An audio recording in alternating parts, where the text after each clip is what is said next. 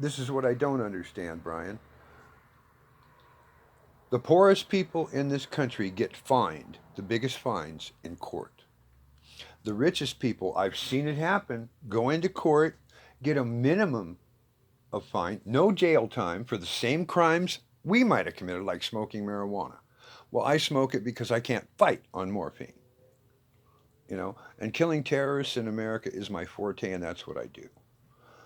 Um, you know me, I'm a singer, songwriter, entrepreneur, ripped off for multi-millions. It's ridiculous. But most pissed off about is my dad's World War II disability for 12 people, 67 million in rare coins in a 6-foot safe taken. I know what was in there. I packed it. I couldn't even get a sheet of paper in there. Wow. He had every coin you can. He even had Krugerrands. That should be easily tracked. They should be able to find I out know he had who World War who II sold those to commemoratives, who. rock and roll And where did they commemoratives. end up? The law Two should and a half know. dollar gold pieces, $5 gold pieces, $10 gold pieces, 20 from all the years he bought out other collectors. I talked to a dealer in Spokane. He said we could not afford your father's collection. I said I didn't think so. I said because I'm the one that packed it into that 6-foot safe, and I know what was there. Anyway, as you know, I have lots and lots of swords. I got guns and stuff to defend this country. And that brake barrel, I diesel it with Vicks or petroleum jelly and use Devastator tips on it, and I get 1,700 feet a second. Yeah. That's fucking wicked. A master warrior, man. My sniper rifle had a big scope like this, of course. It was a 308. It's gone. Damn, that was fucking nice. I mean, I could hit a target a mile away easy. 2 miles? What I'm talking Probably. about, though, I'm trying to understand the connection between all these things, like with the cabal. That They're all why are the connected scammers? to New World Why Order. are the spammers and the scammers and all these people That's that how are they get trying the to? funds. That's It's how got they to get be the funds to connected. wipe us out further, is to wipe other people out. I firmly believe we were wiped out by the New World Order. Why else would the Reedies constantly get away with crimes for more than 50 years? Why won't the police arrest them? Why won't the city uphold the fucking laws they were sworn to uphold? Because the Supreme Court during the last two administrations before Trump, three administrations, pardon me, Bush, Clinton, and Barack, the fucking imposter Indonesian cult Sabut, a Muslim born in Kenya. His mother never left there till 6 months. We have the records. Everyone has examined the birth certificate. It's a fake. I even have it off the White House wall before they took it down real quick. And I even uploaded the Obama crime family Somebody video got a on the White picture of House it when it wall. was on the White House wall and had got leaked out, but wasn't supposed to, Yeah, and so on and so yeah. forth. It's been proven fake by so many document experts. It's pathetic. No one in the House or the Senate, which has been heavily infiltrated now, upheld anything they were sworn to uphold. They could have removed him immediately and put him to death. He's a fucking. So the He's gay. Rothschilds. She was a man, Michael So the Levon Rothschilds are the Roberts. head of the Masons, or somebody says, no, you're not going See, to do I that. keep thinking So they somebody say has the power Masons over are them. bad, the Illuminati and this and that and this and that, but I'm thinking there are some of them that are probably the good ones who kept God's sacred vows they took. You know, all the swordsmen and knights and shit. Also, when it comes to society, it seems to me they've vowed themselves to the devil. Society themselves, yes. Perversions. That is Satan right there. True perversions. That is Satan, dude. Satan will creep into you. You open a door for Satan, he'll come right into your home and stay there. I'm not. I was almost a priest. I know the truth. Rome is part of the problem. Right now, the Pope is not who he pretends to be. He is not a Catholic. He is a socialist, Nazi, fucking. Ooh. That Kremlin, not the Kremlin, but the Rome, the, Vatican. the Vatican houses all the secrets.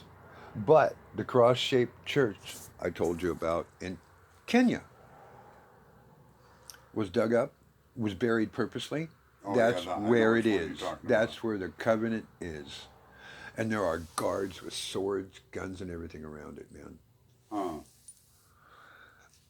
America, my name is Alex Como. I'm the founder and Just had CEO of somebody a up next to not my for car and I profit didn't even hear organization. him. Yeah. Somebody in PT Cruiser just pulled away. They were pulled up next to my car and I didn't notice. I was busy talking to you. Black PT Cruiser. Well, they didn't stop right there, did they? You mean they pulled into your drive? Yeah, Really? they just pulled out. They were right next to my car. I didn't notice them at first.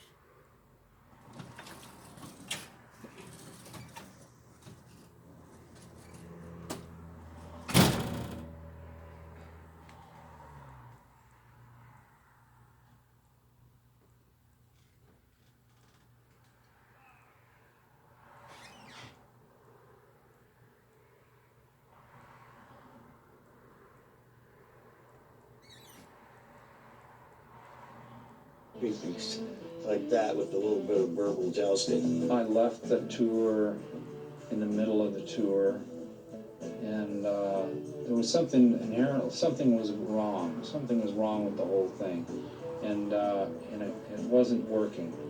The balance was off in some way, so I bailed on it. Neil got frustrated, and then he got sick, and he said, "Well, that's it. I'm off." You know, and he's he's got more nerve than I do. I can't just bolt like that. Stephen was left shaken. Not only had Neil left him holding the bag on the rest of the Stills' young dates, but he had done what had seemed like irreparable damage to his relationship with David and Graham. Stephen showed up at a Crosby Nash concert and managed to patch things up with David and Graham. Crosby, Stills, and Nash decided to pick up where they left off after their first album in 1969, as a trio. In 1976, they made CSN. She has seen the changing. It was a big hit. Neil Young was back to being a solo artist. Crosby, Stills, and Nash were back to being a group. It was a pretty good time. I remember recording the CSN record in Criteria Studios in Miami. We'd rented this villa. We had great songs. We were having a great time. Just a song before I go to whom it may concern. Traveling twice the speed of sound. It's easy to get burned. Just a Song Before I Go was CSN's biggest hit ever. The band was back on top and exhilarated to be there. But David's drug use was escalating to dangerous levels. I was just shifting in the bad habit from snorting cocaine to freebasing cocaine, which is even worse. And I was in a very good place with my music. Crosby, Stills, and Nash was doing the CSN album. But by the end of the 70s, Graham had had enough. We were at a Crosby Nash recording session. The band started to jam. David was free smoking bass, and his pipe was on an amp, and the jam session was so vibrant and so hot that the amp was shaking, and it was slowly shaking the pipe towards the edge of the amp. Then the pipe fell off and shattered onto the ground, and David stopped the music. Dope had gotten more important to me than music. Something which I swore would never happen in my life. And at that moment, I knew that David was in deep trouble, and that if David was in deep trouble, we were all in deep trouble. When he stopped that jam from going forward, a door shut in my mind. That was the time I told David that I couldn't make music with him anymore. Graham Nash was David Crosby's most loyal friend and defender. If David was so far gone that even Graham gave up on him, it looked to everyone like Crosby, Stills, and Nash were gone for good.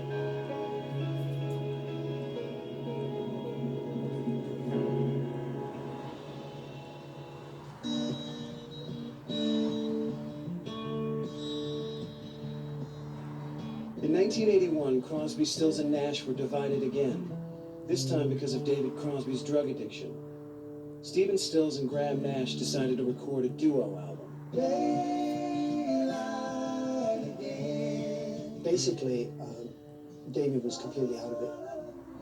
Stephen and I had a lot of music to make, so we decided that we were going to make music without David. Graham and I were totally, we're just gonna make a Stills Nash record. It's the only combination we haven't done. Can't blame him, man. That was right near the end of my drug use days, and I was about as dysfunctional as a human being could be, and I'd be dead. We handed it into Atlantic Records and they said, no, we want a CSN record. I said, there is no Crosby, he's gone. He said, well, we don't want the record. So now we're $600,000 in a record out of our own money, right? And I talked with Stephen, I said, what should we do? And then we had to make room for Dave, you know, and he changed some things that I really wish he hadn't, and then there were some other things that were great additions. It came out much better than it should have.